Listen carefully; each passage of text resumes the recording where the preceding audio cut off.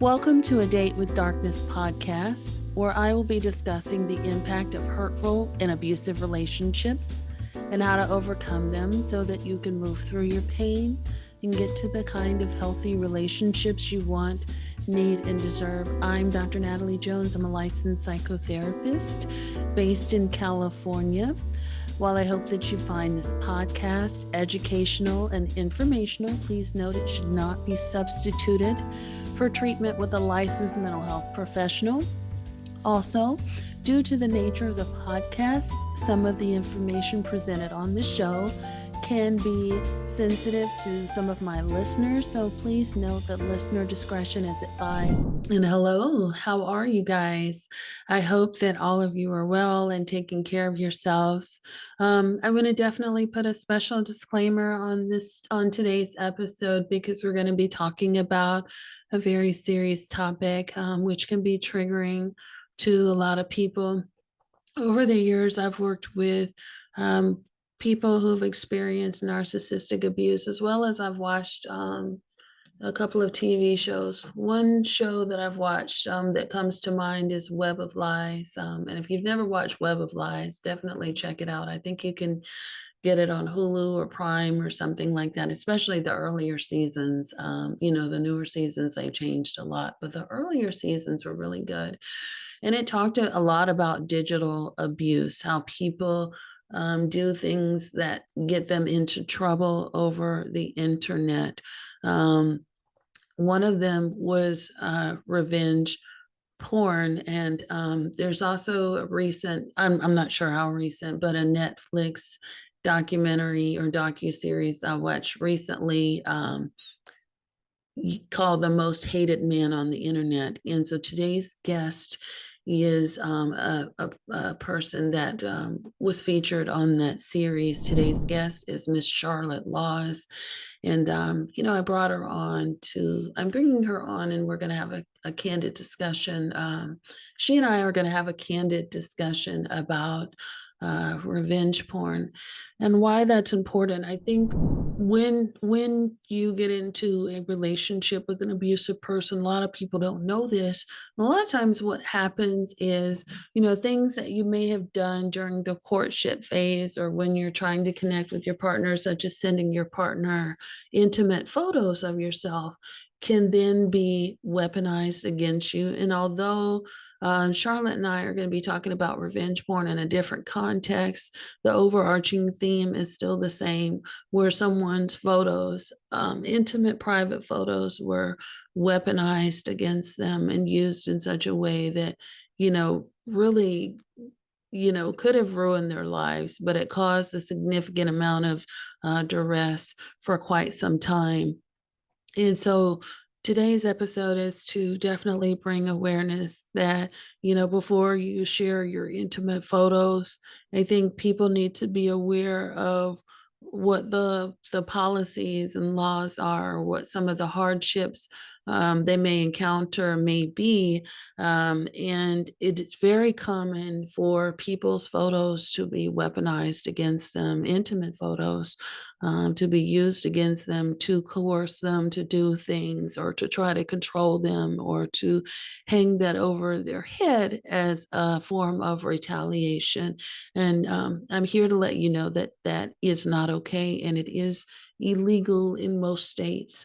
And Charlotte and I get into, again, the policies around some of that. But if you've ever experienced this, there are some things in which you should know. So without further ado, here's my interview with Miss Charlotte Laws. Hello and welcome to the show, Charlotte. Hi, thanks for having me. I am super excited to talk to you. So, let's just dive right in. And so for my listeners who don't know who you are or what you do, can you tell us who you are, what you do, and the passion behind your work? Well, with the advocate for victims of revenge porn, I've been working on that for about 10 years. I've worked on other causes in the past, starting with civil rights and gay rights and animal rights. And I write books and do lectures. And yes, I have a lot of passion behind helping causes because That's kind of what gives meaning in life. And I call it other centrism, which is centered around others. And that's what brings personal joy to you as well as helping others. So that's my life's goal. And that's what I try to do. Yes. And for folks who have not seen the Netflix docuseries, can you talk a little bit about what made you passionate about advocating against revenge porn? Well, it started with my daughter. That's how I learned about revenge porn. So my daughter had taken over 100 pictures in her room, and this was back in January of 2012. And she wanted to save the pictures. And because her phone was full, she sent them to her computer. And one of the pictures was topless, but she had no intention of ever sending that topless picture to anyone. And then she was hacked. And after she got hacked, the topless picture was posted on the most notorious revenge porn website called Is Anyone Up, along with her name, her city, and social media link. And she was at her workplace as a waitress when she found out, and she was Mm. just devastated. And she called me, and I knew that we just had to get it down as quickly as possible. And within a day or two, I knew it was a cause as well. There were other victims on the site. The site needed to come down. There were no laws that covered this kind of activity as far Mm. as, revenge porn. And so I knew I was going to have a lot of work ahead of me to try to put things in place. Can you talk a little bit for people who may not know what is revenge porn? It's essentially image-based sexual abuse or non-consensual pornography. So it's the distribution of nude or topless pictures of ordinary people on the internet, usually. How old was your daughter at the time? She was 24. Mm. And since this incident blew up because apparently it became national, Mhm. how has she been? She's doing okay now. She originally didn't want to be in the docu-series, but she decided on the very last day to do a half day of filming. And she's really kind of leaning into it now. She really sees the importance of getting the issue out there. And, but before she was, tentative about it because it was devastating for her to go Yes. through it over and over again. And she Mhm. felt that it was hurting her career as a real estate agent. She was afraid that clients would find out and somehow not want to work with her. Yeah. And, you know, I didn't know about the series before my assistant was telling me about it. I'm going to be honest with you. But I did look at it. Um, and it's just because I don't watch television. I'm not a TV watcher. Right. Um, But one of the things that struck me as I watched the Netflix series, and I won't give it away, but one of the things that struck me was that there seemed to be a period of time before you shared what was happening with your husband. Yeah, well, my daughter didn't want him to know. She was really embarrassed about the entire thing, and she didn't want me to tell anyone. So she was dating a guy from New Jersey. He didn't find out till years later. I mean, she kept it from him for a very long time. And yeah, she didn't want my husband to know because she was embarrassed about it. And for me, I'm wondering how that feels as a wife or a partner to keep something so significant from your partner, because by the time he found out or by the time you had shared, it seemed like things were really like escalating. It was just like taking on like this whole other animal. So for you, what did it feel like to not share that with him? Well, I mean, keeping Kayla's confidence was important. I didn't think that it was necessary to tell him at that time. I kind of wanted to do it more to get his assistance because he was a lawyer. And Mm-hmm. that's the reason. It was more of a practical thing that I thought we should tell him, but I was going to honor her request. And so I didn't feel bad about holding that information back from him. And then Okay. I did tell him, the first time I told him, we told him at the dinner table, and he just started laughing and said, "Oh, that's no Oh big deal. It'll man. go away if you ignore it." And my daughter just burst into tears and ran to her room, I was saying I knew we shouldn't have told him. So he doesn't really understand the internet, and he couldn't understand why it was such a big deal. What were your thoughts at that reaction? The what? What were your thoughts at his Oh, reaction? Well, I just thought that, obviously he was wrong and, he doesn't Yeah, go online much, so he doesn't really understand. And my feeling was too, is that if this had happened to him, I think he would have been horrified. So, absolutely. I just think he wasn't really thinking at that moment, perhaps. Yeah. As you were kind of going down this rabbit hole and trying to, I think what you were doing at one point was you were just trying to get your daughter's pictures removed. But then Mhm. you went down this rabbit hole and you saw all of these people, including friends of hers that were also in this position as well. So, what were you thinking as you continued to discover more and more about what this website was about and how many people were compromised? Yeah, I mean, it was a website about hatred. It was not about nudity. It was not about pornography. It was about bullying. It was about ruining lives, trying to get people fired, trying to drive people to suicide. The group called Mm, themselves the family. So it was mm, like a cult, like a Charles Manson type of language they used. mm, And the owner of the site called himself the father, and the followers were the children. And sometimes the children would say things like, I will kill for you, father. What do you want me to do? So it was very cult like and really a despicable place. And horrible comments made about many of the nude pictures, calling people fat, a whale, ugly, picking apart their bodies. So, but yeah, my daughter saw one of her friends on the site and found out that she had been hacked, just like my daughter had been hacked. And that's why I thought to myself, it's pretty bizarre that I only know two people on this site and both have been hacked. So I assumed there was probably a hacking scheme. And that's what prompted me to do an investigation of the site. I used to be a private investigator back in the uh-huh. 1980s.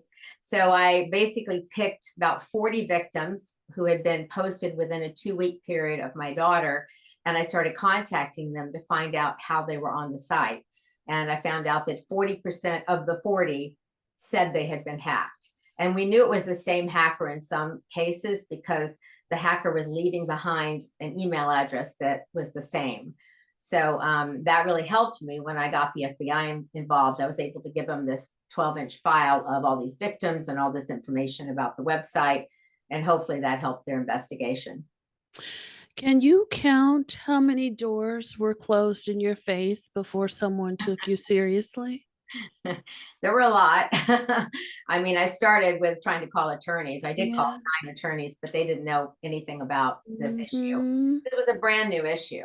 And I tried calling the website owners, advertisers. I called his publicist, his attorney. I even tried to call his mother, thinking, well, she could perhaps do something. Hmm. And I found her former workplace, but she no longer worked there. So there were lots of phone calls, lots of, emails, lots of communication trying to get assistance.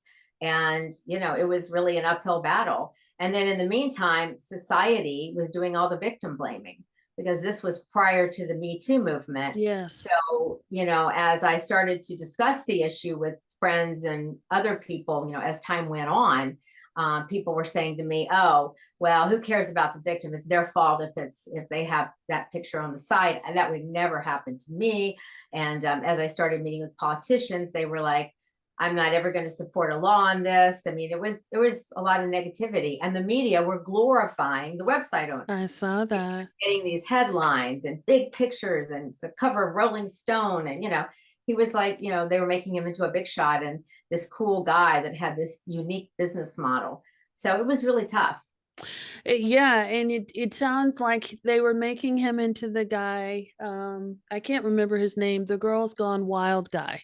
Yeah, Yeah, yeah. very similar to that sort of thing. He was being very glamorized. I think he was, referring to himself as like he wants to be the white puff daddy is what he described himself, which I thought that's such an ironic, that's such a bizarre statement in and of itself.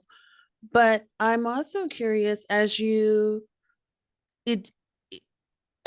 you were kind of going down this and looking at this, what was your motivation to continue like pushing through despite all of these no's, despite all of this victim blaming, despite all of these doors being shut in your face? What propelled you to keep going forward and fighting this thing?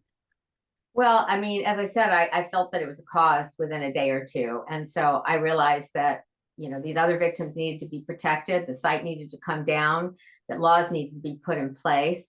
And I've just always been a cause-oriented person since I was a kid in Georgia, in Atlanta, Georgia, being raised in Atlanta, Georgia. I was, fighting against the upper class community who were really very, very racist. And my Mm, adopted family was very racist. And so I mm, was called an N lover like practically every day by mm. people who were supposed to be my friends or schoolmates. So, I was always kind of fighting for causes and for fighting against prejudice has always been important to me. And, prejudice, this is sexism, is really what revenge Yeah. porn is, because it's mostly targeted at females. Yeah. Yeah. But I would imagine this cause became very dangerous for you also, right? Because it was a point at where you were wondering about the safety of yourself and your family. Right. Yeah, because Hunter Moore had these followers. And so I became like the number one enemy of them because I was going after Hunter Moore essentially, or trying to get the site down. So I was getting death threats. I was getting computer viruses. And there was even a stalker who came to our house, which was Hmm. left out of the docuseries. So it was really quite scary. And we got locks for the gates, and I put metal rods under the Yeah. beds. We didn't know what to expect. Just, have all these anonymous people coming after you. You have no idea if they have anger issues, if they have guns, if they just Absolutely. get out of prison. You don't know who they are, so it's Absolutely. very scary. Was there a point in time when your family said, you know what? It's not worth it anymore? Oh yeah, my daughter and my husband both wanted me to stop. After my daughter's picture came down, they both wanted me to stop. But of course, all these other victims are still up there, and many of them I had talked to on the phone. I mean, I was, and I felt like a suicide hotline because I was a lot of times, I'd say 50% of the time, I was the first one to tell them they were on the site, and so because their picture a lot of times had just come up, and they were just hysterical, and they didn't want to tell their family or their friends. I mean, they were embarrassed, just like my daughter had been. Mm. And so I was somebody who could at least give them some assistance. I had some experience with the issue, so I was someone they could talk to. And so yeah, I mean, I'm certainly not going to turn my back on all these other people. And so Mm. I knew I had to get their pictures down, and I knew that getting the site down was really important as well. Outside of your daughter, was there any one person that maybe stood out to you or that you were more concerned about over some of the others? Well, there were cases that were, really troubling. There was one victim who was from Iran, and her father wanted her to go back to Iran to visit relatives. And in the Middle East, if you have a topless picture online, you can be That's killed. You unfortunate. can be arrested by the authorities and killed. And so she was hysterical. She was so freaked out about having to get the picture down and trying to make excuses to her father as to why she couldn't go back there. You know, so and then there was, I remember the Kansas teacher. Just that story always makes me emotional. But Yes. there was a teacher that Hunter said that, should I post the teacher? So all of his followers said, yeah, yeah, yeah. So then, bam, her pictures go online along with the name of the school where she works and other personal Oh details. my goodness. So the followers start sending the nude pictures to the school board and the parents, anybody they could find associated with that school, saying, fire that slut, and you have a whore teaching your children. And so I called the school the next morning and left a message for her to call me. And she had been in her classroom, and the principal walked in and said, get your things together and go home. And she said, why? He said, get your things together and go home. So she gets her stuff. She walks out the front. She passes the receptionist. They give her my message to call me. She walks into the parking lot, and that's when she calls me and finds out she's on the website, and she's just in tears, just feels completely Mhm. devastated. And so that story always sticks with me a lot. Yeah. And what is it about that story that sticks with you the most? I guess, one reason is because I followed it from beginning to end. I knew before her pictures came up, and I knew all the way to when she had to go face to face in front of the school board and try to keep her job. So, and it was just from beginning to end. I talked to her mother at one point because her mother ended up finding out about it. And so it was, I just feel like I kind of knew the whole thing. Yeah, you got to see the whole journey, and so that was much more powerful. And I'm curious, what did you do to sustain or maintain your own emotional or mental well-being while working with people around this? Well, I mean, it was hard because I had to talk to so many people who were devastated. So it was draining. And it Hmm. was also hard because the website was so negative that I was immersed in this negativity all the time. Hmm. And I had to be on that website because I had to see everything that was going on. I had to be on his Twitter page where he had, I believe, 600,000 followers. I had to see everything he was doing in order to properly investigate and be able to get the upper hand because he was very obsessive about his website and about Twitter. He was always on there. I have no idea when he slept, to be honest. And so yeah, it was hard because, and I was working, doing this like all day, every day. I put all my job, everything to the side, and I was just like nonstop obsessed with trying to get my daughter's picture down, getting other pictures down, getting the site down. So yeah, it was draining for sure. Yeah. And what was the feedback from your family with the amount of time that you were kind of immersed in, dedicated into getting this stuff removed? Yeah, I mean, as I said, they didn't really want me doing it. So, it was obviously, it had become, I was preoccupied with it. And that's why I think why my husband, we were getting the death threats, but he also just was really fed up with all the time and energy I was putting into it, Yeah. that he decided he would help and talk to Hunter Moore's attorney. And I had talked to him a couple of times, the attorney, but he never really took me seriously. But since my husband was an attorney, he took my husband seriously. And so her picture came down at that point. Wow. How many hours had you spent before it finally came down? Do you I really don't know. I don't know, but I know um, I was nonstop. And as I said, I put everything to the side, and this is all I was doing. So um, it was definitely a more than a full-time job, it, working it on sounds like it, and it sounds like you've even spent a great deal of time, even after that, that. just Right. advocating for other people. What surprised you the most about working on this? How stubborn the website owner was. I mean, I just couldn't believe that. See, like at one point before my husband got the picture down, I actually got in touch with the president of Black Lotus Communications, and they did the cybersecurity for the website. And I talked to the president, and I was able to convince him to help me. And so he blocked my daughter's page. And so it disappeared for, I don't know, an hour or two. Hunter built an entire new page for her because he was just so determined to keep her picture up. And I just was really amazed that he would go to that kind of trouble to be that nefarious and that mean spirited. And I was very surprised that he was so determined to do that.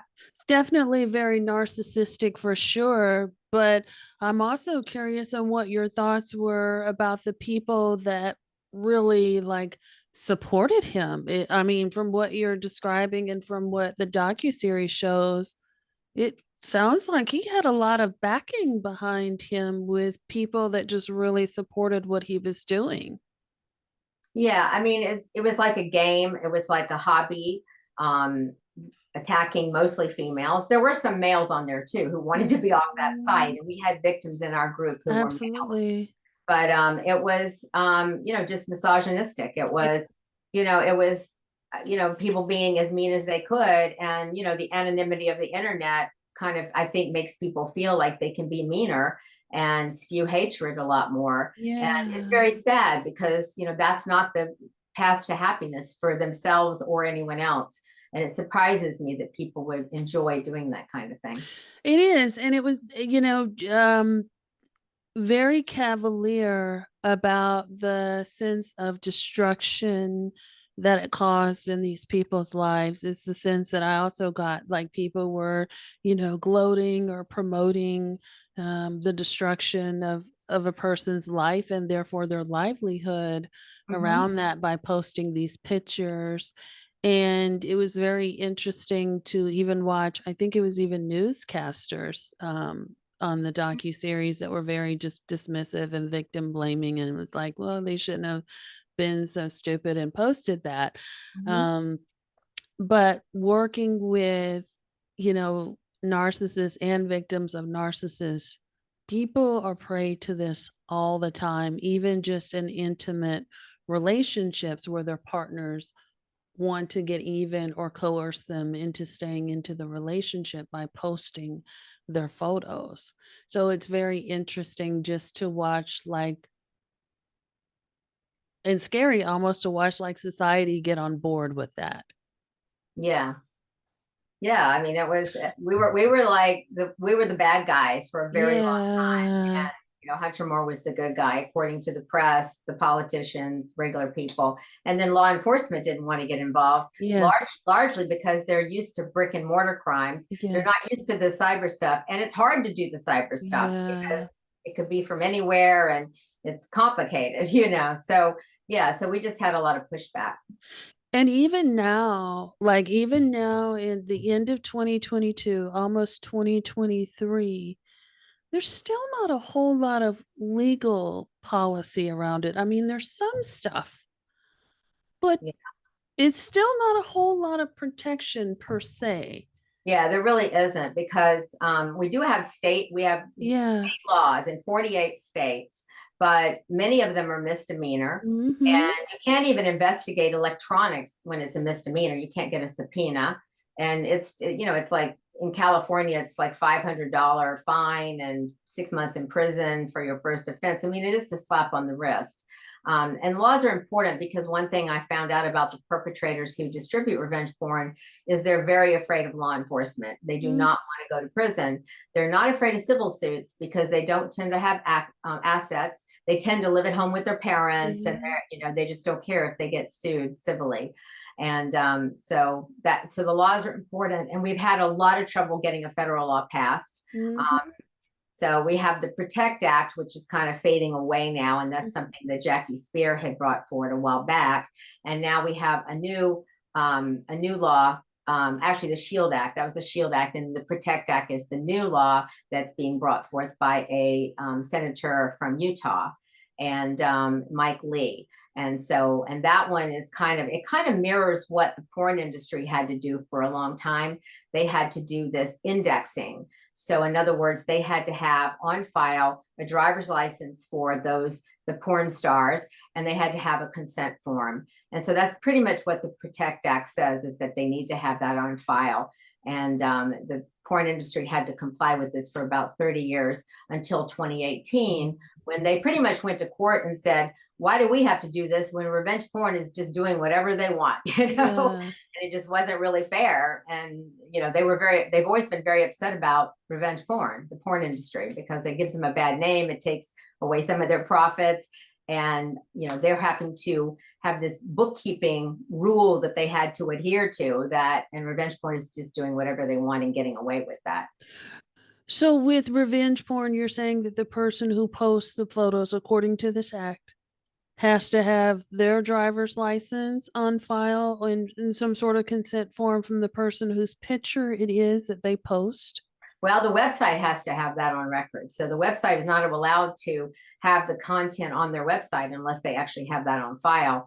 And if something comes up and they don't have that, if a picture comes up and they don't have that information, they have 72 hours to remove it. And the 72 hours is really quite similar to the digital millennium copyright period of time, because if you take a picture of yourself, for example, you own the copyright Yes. automatically, and you can send a notice to the website and say, that's my Yeah. copyright, Take please it remove down. the photo. The Yes. problem is with revenge porn, a lot of these website owners they refuse to comply with copyright law. And so they're supposed to remove it within 72 hours, but they often don't do it. So that's what Hunter Moore did. We said the first thing I did is send him a notice to Yeah. take down that picture, and he wouldn't do it. So Yeah, so that's Wow. not strong enough law to get people to do anything because it's usually a civil case. And Yes. you can't, if someone has money and you sue someone who did this to you and they have money, you can get $250,000 per photo, which is pretty much, a lot of money. But if the perpetrator has no money, they don't care if you sue them, and Yeah. you're just gonna like spend your own money getting an attorney and going Mhm. through, feeling victimized all over again. Yeah, and I also think, in California, it takes a lot for people to even go after someone like that.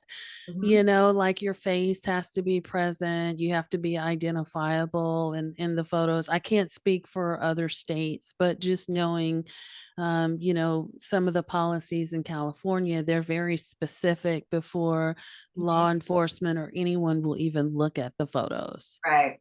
And it's supposed to cause you extreme emotional distress, and you have to Correct. somehow prove that. I don't Correct. Yeah, you do. And so it's very interesting. So even though we have those policies in place, it seems rather challenging to do anything about it. Do you have any recommendations for people that find themselves in that predicament where someone has posted a photo or video of them without their consent? Well, we have a hotline at the Cyber Civil Rights Initiative, and it's cybercivilrights.org. And so they have a 24-hour hotline, and they have a lot of information posted on their website. And if you do need an attorney, the Cyber Civil Rights Legal Project will help people pro bono. And you can do a search in Google to find out, how to get in touch with one of those attorneys. And they're in most of the states, I think. So those are two tools. But I mean, there are other things you can do as well, such as obviously keep screenshots of everything so that you Yeah. have that as evidence.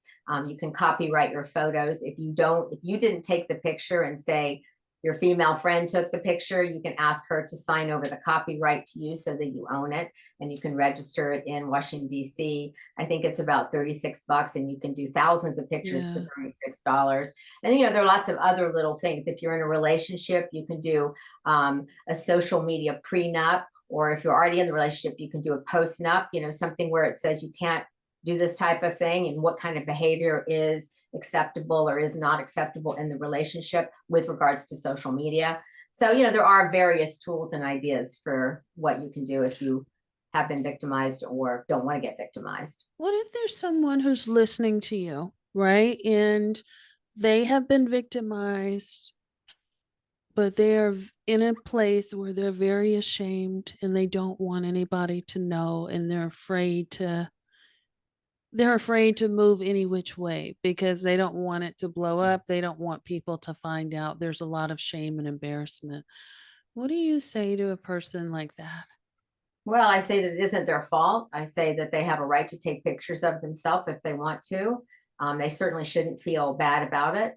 The hotline, they can always talk to somebody on the hotline. I've talked to over 500 people in the last 10 years, and I still get calls from Wow. victims. So, you can find somebody to talk to you about it.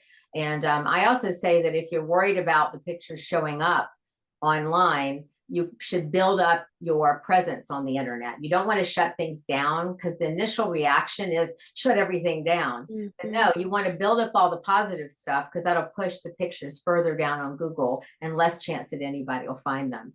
So it's kind of the opposite, avenue to what your initial reaction is. Yeah. Can you take me back to when your daughter first told you about the pictures? As a mom, what was your first thought? Well, I mean, I hated that she was in so much pain, and I totally could empathize, and I knew that we had to get it down, and I could tell that she really wasn't, she wasn't really going to be able to do it herself. She was too upset, and by the time she came home, she locked herself in a room, and she did shut down her social media presence. She was getting contacted by strange I guys, saw that. and one guy, even a well-known guy in the porn industry, even contacted her to quote talk business, is what he said, and she hung Mm. up on him. So yeah, it was really, and all of her friends were finding out, and everybody at the restaurant knew where she worked, and the assistant manager said to her, I could get you fired. and she lost an acting part over it, like a week later. So, because she was trying to Yeah. become an actress. So, yeah, it was really affecting her life in big ways, emotionally and, you know, physically, you know. Yeah. Was there ever a point where you were really worried for her emotionally, like how she was going to get through it or if she was going to be able to get through it? I didn't feel that way about. I felt like she was going to get through it. I mean, she lived at home with me at the time, so Mm-hmm. she was just in the next room over, and so she had the support system at home. And there were other victims I was more worried about who were really closer to suicide. And about 50% of revenge porn victims contemplate suicide. Mm-hmm. 93% suffer severe emotional distress, according to the study that I know of. So there were other people who were suicidal, and I don't think my daughter was ever suicidal. She just was really, you know, devastated by it. But I thought she would get through it. When victims are suicidal,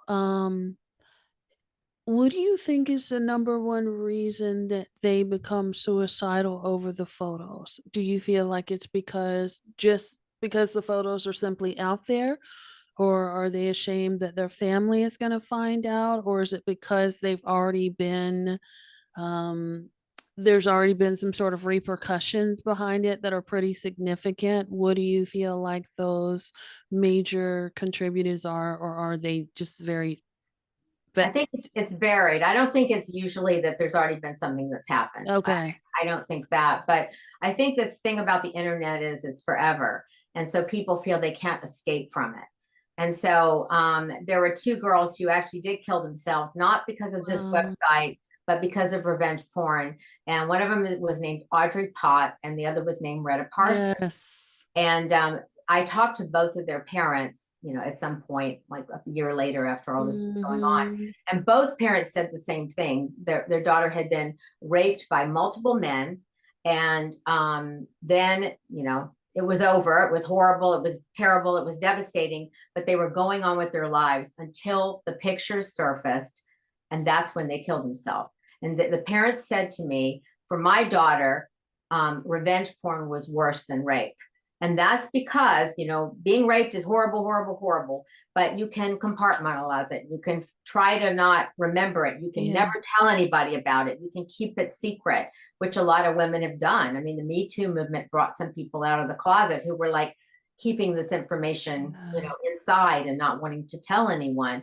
And so, but you know, revenge porn, it's like you can keep going to different cities and it follows you everywhere and everybody knows and you just can't escape it. So people feel like their life is over. They feel like there's nothing I can do. That's the end of it for me. Yeah. Mm.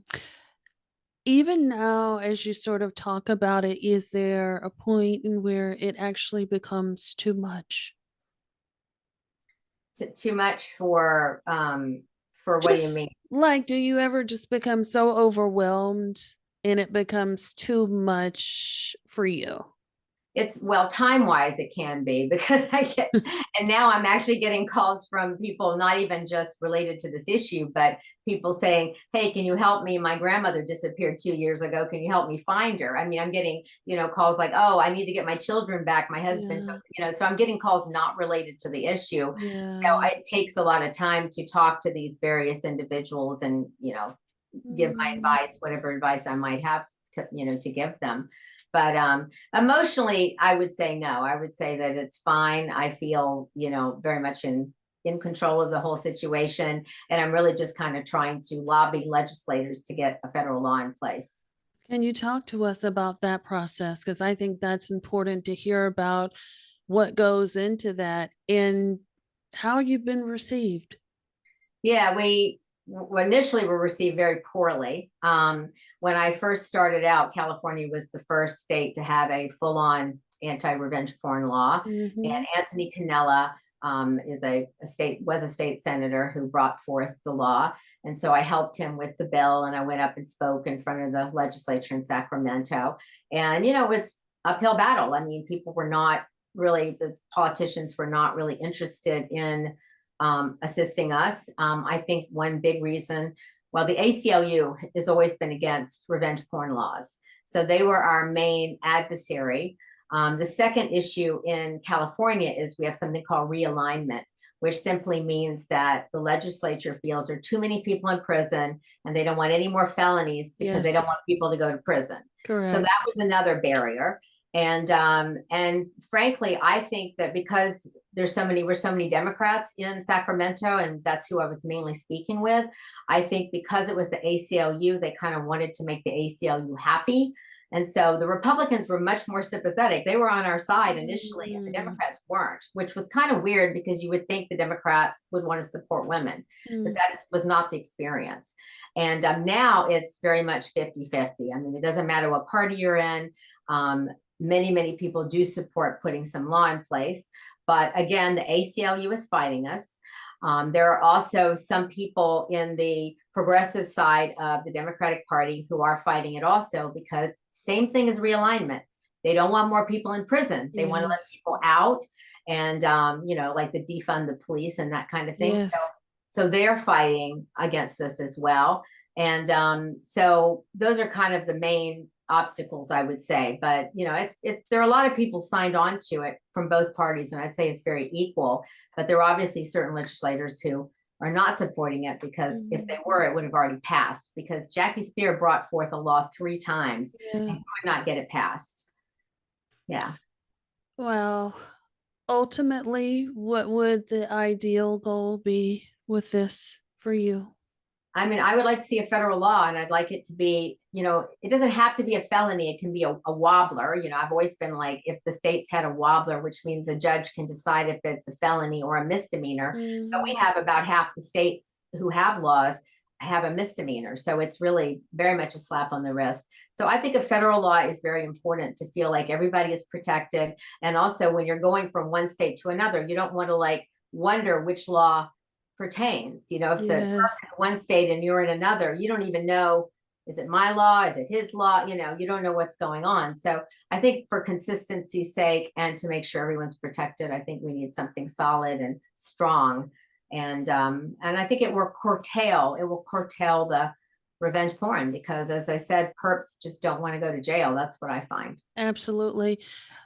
The other question I have for you is, since you were fighting this one guy and this one website, um, and that seems to have been successful, do you feel like the cases of revenge porn are slowing down, or are they ramping up?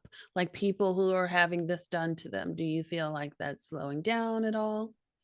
I don't think it is slowing down, because during the pandemic, I heard statistic wise that actually things were on the increase. And I think because people were at Mm, home and they were on the internet more, perhaps, I don't know. But the most prominent sites that were in the United States have shut down.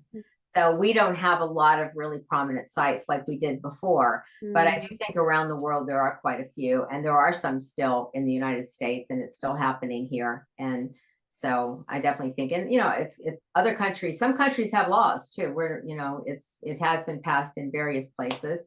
So we're not the only country looking at the issue. very scary. Your daughter's computer was hacked. Did you find out more about her computer being hacked and how easy that was for her pictures to have been taken? Yeah, at the time, it was the hacker was somebody that the website owner paid to hack pictures. And so what he was doing it through Facebook. And he started with his own Facebook friends, and he would hack into them, and then he would hack into their friends, and then friends of friends and friends of, so he was branching out through Facebook. And once he got into somebody's Facebook account, he would take over their email. And he was using this kind of social engineering thing where he would claim he lost his password, and then he had to have a new password sent.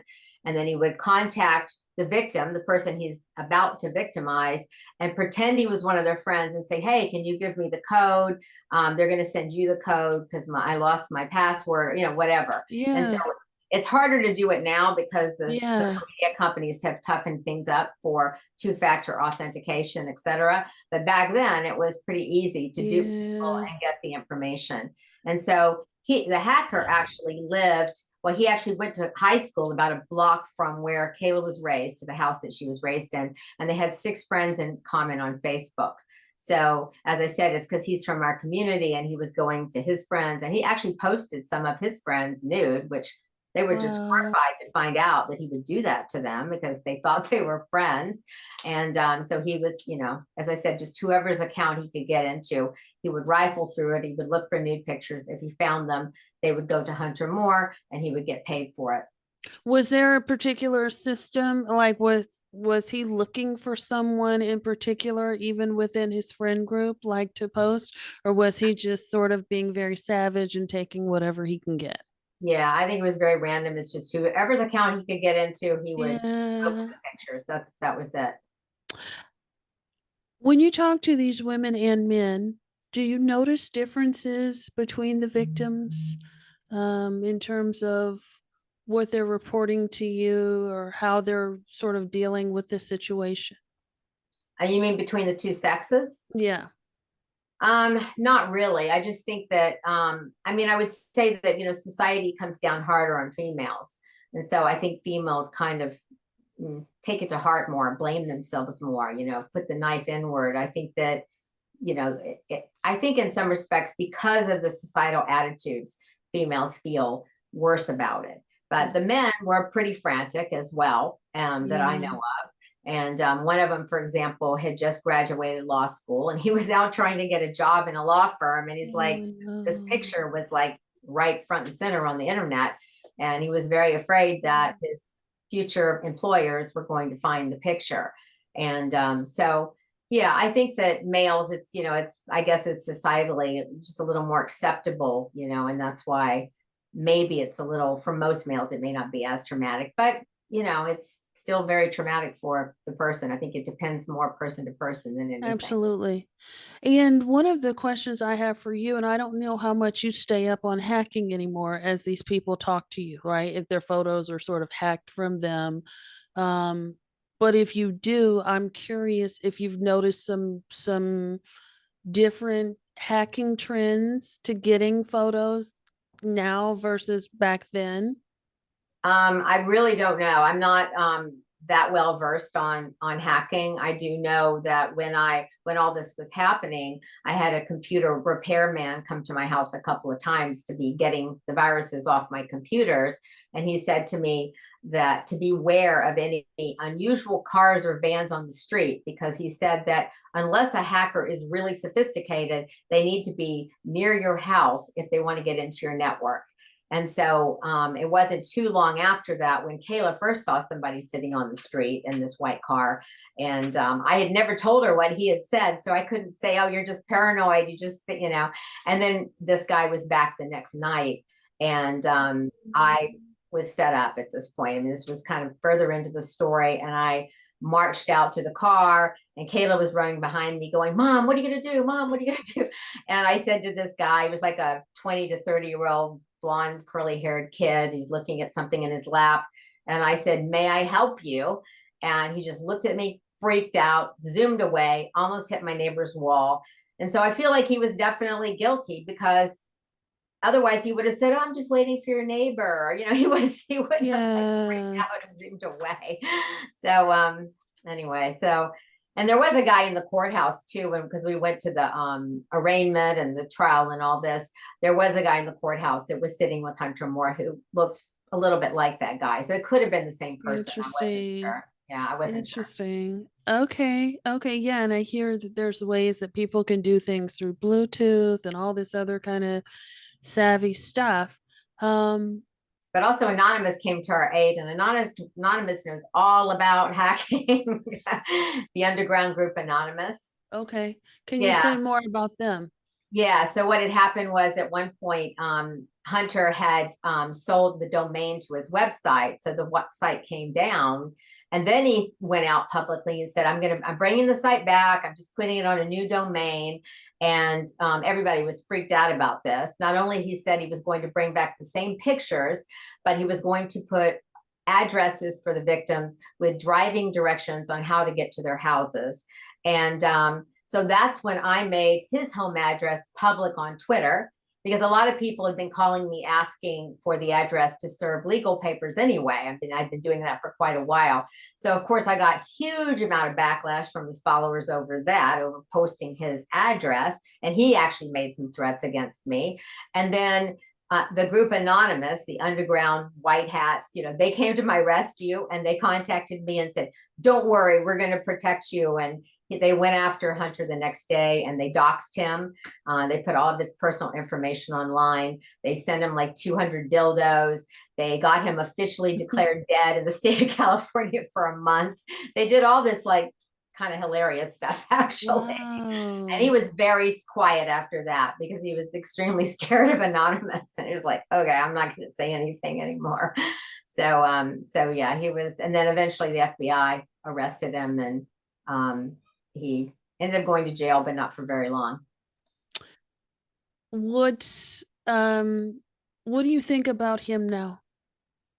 Well, I feel sad that he hasn't changed his mindset. I have, he's done a couple of very small interviews on podcasts, just with like people that kind of like friendly to him, very friendly type of interviews.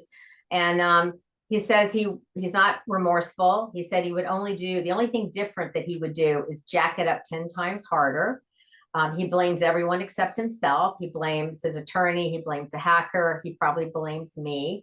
And he just, he has this belief that if you tear other people down, somehow it builds you up. And that's always been his belief. And it's just surprising to me that he hasn't grown up. I mean, he's Yeah. 36 years old now. You would think he would like say, wait a minute, what I did was really not cool. I need to change my life.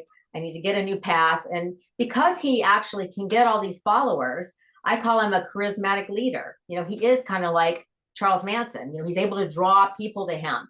And so you can do positive things as a charismatic leader. You can, get people to do great things for society instead of bullying people and hurting others. So I think it's very sad. And I don't understand why he hasn't changed his mindset. Is there a part of you that's still of that may be worried about what he could potentially do or is afraid of him? No, I'm really not. I feel like he didn't, even though his prison experience was very minimal, I still think he thought it was a bad experience. And I don't think he wants to go to jail again. So I think he's going to try to stay out of jail. He is on some social media sites. I haven't been over to check, but people tell me that he's making racist comments and sexist comments and anti-gay comments, and there's a lot of really mean stuff going on. And so he's doing that, but I don't know of anything illegal that he's doing. And I just don't really think about him anymore. I don't really want to have anything to do with him in the future because I think he's negative energy. Mm. Over the long haul, how is your family doing as it relates to this now? Like, do you guys still talk about it? Like what happened to your daughter back then, or just the emotional turmoil it took on the family? How is your family doing as it relates to this now? We're doing fine. My daughter, as I said earlier, is really Yeah. kind of gone around the corner as far as feeling more accepting of it and being willing to be out there about it. And she got married about 3 months ago, so Oh, that's good very for her. exciting. And she's doing very well. And so we don't really discuss, her situation anymore because Right. it's been 10 years. But I do counsel other victims, so obviously I'm still discussing the issue a lot, and I talk to politicians when asked so that I can try to influence them to support federal legislation. Uh, And I recently spoke to the two states that don't have laws, which is Massachusetts and South Carolina. And the legislator in Massachusetts told me that he thinks that his bill will pass by the end of the year. So hopefully it will. And South Carolina, it did not pass. And the state senator, I spoke to his office actually, and they said that they don't know if there are any plans to bring it forward again. So South Carolina will not mm. have a law in the foreseeable future. And I think, and I appreciate you talking about that because I think people should be really worried about that, about About, the laws and oh yeah, policies. I think Uh, Yeah, I don't know yeah, that I mean, people grasp the magnitude of how huge what you're saying is, that there is literally not a lot of protection for you. Your life mhm. or your livelihood could literally someone could take that and all the world could see it, and there's not a whole lot you can do about it. Mhm. That's huge. It is huge, and that's why people need to contact their legislators. I don't think Yeah. they realize the impact that one phone call or one email has, because very few people do that. So when you do it, it's like makes a big impact on that particular politician, Yeah. and so you can actually move them to, do certain things. Yeah, and, it's, I think you're right. I think, advocacy is better when it comes in numbers. So, Mhm. we're almost at the end. Tell us what we should do, how we can support you, if you have anything else you're working on that we can, support you with. Well, I mean, you can simply call your legislator about the Protect Act and say that you do want a federal law. And that's probably the best thing you can do. I think there's some petitions online to support that particular legislation. So you can also do that. And if someone wants to donate money, they can give money to the Cyber Civil Rights Initiative, who has the hotline. And follow me on Twitter, Charlotte Laws, for updates. Okay, and can people write to you or contact you specifically, or do you want them to contact you through the Cyber Rights Initiative? No, I'm not even, I have nothing to do with that Okay, organization. okay, I used to be on a board a long time ago, but I have nothing to do with them. So okay. yeah, they can just contact me through social media, either through Twitter, which is at Charlotte Laws, or Instagram, which is at Dr. Charlotte Laws, or if they find Yeah. me on Facebook, they can also, I am on Facebook, but I don't, you can find me on there too. I Right, don't know what I am, right. but I'm R on there. Yeah, well, thank you so much, for coming on and speaking about this. And, from the bottom of my heart, thank you for, doing such great work and advocacy and awareness and bringing this to people's attention because, this issue that you're talking about is very significant and it's very real and it's very scary to know that these things could happen and there's not a lot we could do, or you have to go through hell and high Mhm. water for anyone to even listen to you or to file charges or to do these things. I think that's very significant and that definitely needs to change.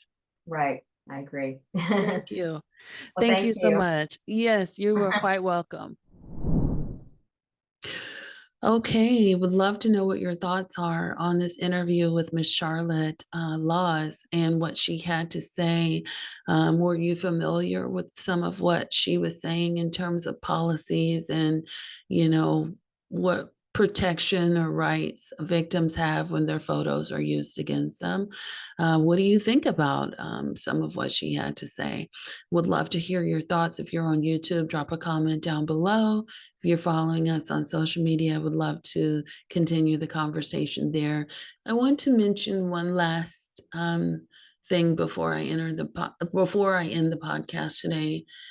Sending a partner an intimate photo of yourself is not a bad thing, and it's understandable why you may want to take photos of yourself, right? And I think it's not okay to blame people for their photos being leaked or things like that because you have the right to do what you want to do. But be careful in who you choose to share that information with. Be careful with who you choose to send that to, because sometimes in love there can be war, and yeah, and it can turn into something in which we would never imagine. But suffice that to say that even if that does happen to you, you don't deserve that. And you guys stay safe out there. Take care of yourselves. And until next time, be well. Check out the sneak preview of next week's episode. I didn't get I felt the sadness, but I didn't really feel the depression, if that makes sense. I was still able to get up every day. And I've always been an avid fitness person. I just kind of grew up with that. My mom and dad were very active. So that had always been a part of my life. But I noticed that day by day, I was just able to get up and do more and push harder. And then I started to become excited about eating, my carrots and celery and, my salads and just different things like that because I just felt lighter. And I think that was the thing. I just felt lighter. And when you hear people say you feel lighter, it's not just you don't feel full in terms of food. Like I literally felt like there was just this weight that had lifted off of me that allowed me to be able to think.